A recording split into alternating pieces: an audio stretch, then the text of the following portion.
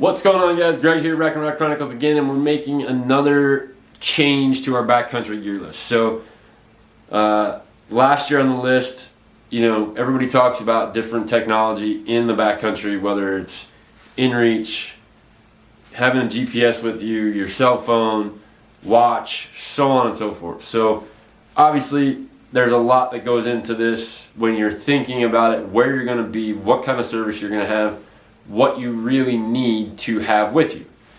So obviously one big thing that most people carry, I can't say everybody because I do know some people that don't have cell phones. So a cell phone is obviously, you want to have it. If you're not like us where you're going to have cameras with you, it at least gives you the camera option so that you can take pictures, whether it's a kill, camp, just scenery in general. That doubles, kind of as both a means of communication and a camera.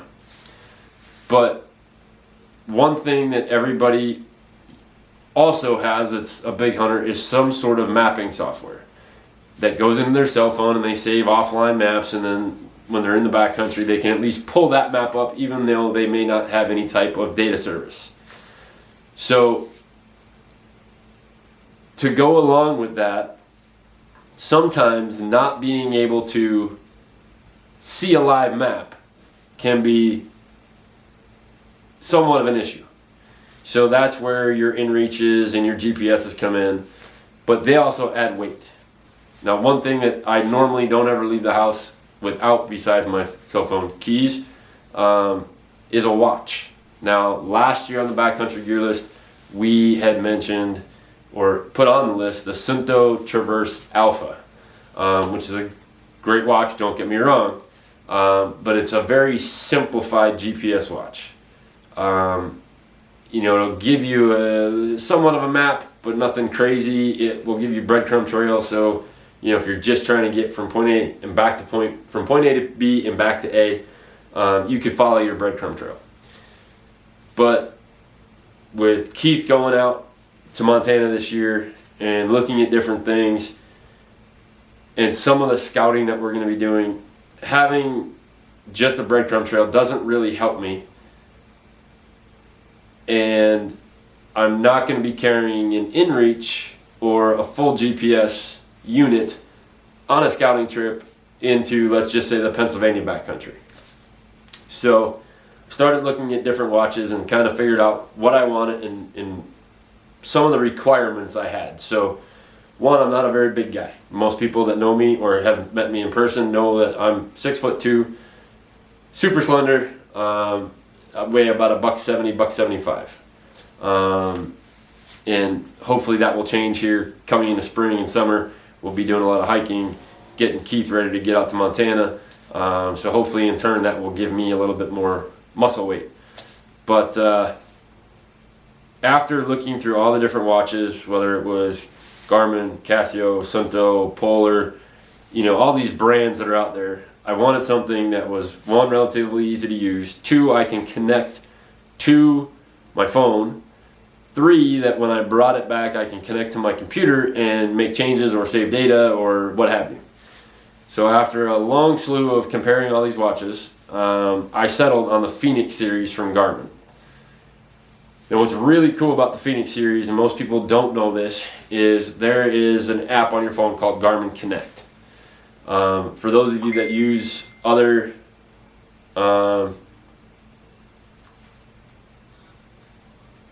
don't use other watches, or if they use another GPS system from Garmin, they also have Garmin Express. So Garmin Express is what connects to your computer. So if you have let's say a vehicle unit, navigation unit for your vehicle, you can upload the maps, update maps, all that fun stuff. So with Express, you can also do that with the Fenix series watches. So if there is any type of update, you basically plug it in your computer, Garmin Express automatically opens up. It will tell you that there's updates available. You click the update button, you're ready to go. The Garmin Connect app and the Garmin IQ Connect app, which are kind of the same, but the IQ app is what helps you change the apps on the phone.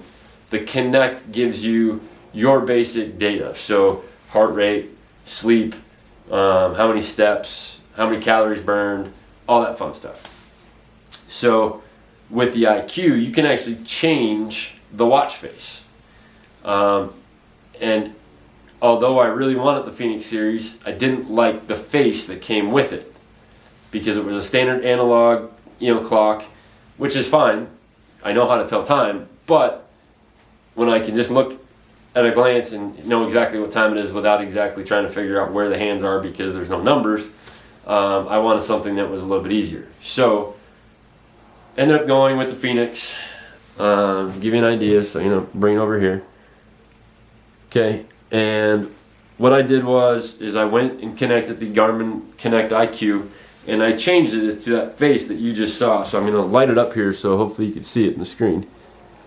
Okay, so it came analog, and it had my heartbeat and the date and so on and so forth. But now I have all kinds of information on my watch face, and I don't have to keep flipping through the phone or through the watch. So I have time, I have moon phase, I have my heartbeat, I have the date, I have sunrise, sunset, elevation, distance traveled, barometric pressure, what else is on here? Step count, all that fun stuff is right there visible to me. I don't have to go and make any changes. The other big thing that this watch has is the fact that because it's Garmin, it has a map on my wrist that's live. So it's still loading and I don't have GPS in here, but there's my map, and now I can have live updates because it's done by satellite in the backcountry. I can, basically see exactly where we are. Then, in turn, with my offline map that I have from my mapping software, I can kind of, okay, we're right here. This is where we need to be. And I don't have to carry a big GPS unit. Everything is done right here on my wrist. So everything, I was actually trying to update it before, and my computer decided it wanted to restart itself. So that's why my map looked the way it did. But there's a whole bunch of other things that you can add to the Fenix series, and to pretty much a good slew of Garmin watches that you can't do with the Suunto.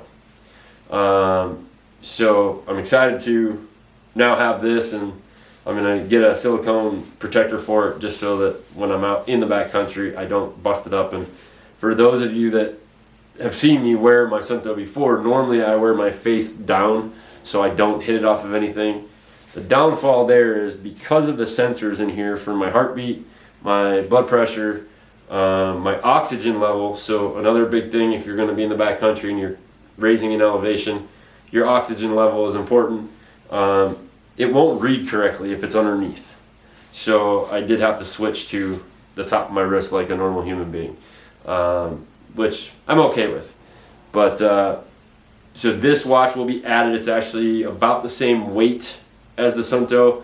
This one's a little bit more expensive than the Suunto, but again, for what I wanted it to do, it's definitely doing it, and I couldn't be happier. So check out the Garmin Fenix series, guys. They do a 5, a 6, and the new one is the 7.